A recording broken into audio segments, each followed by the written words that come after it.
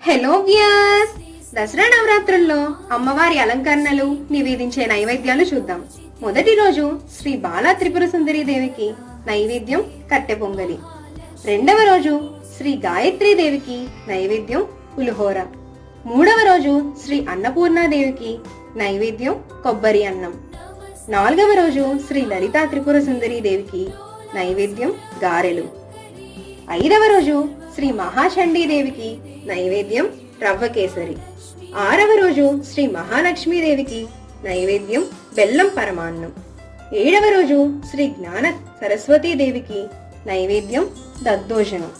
ఎనిమిదవ రోజు శ్రీ దుర్గాదేవికి నైవేద్యం కదంబం.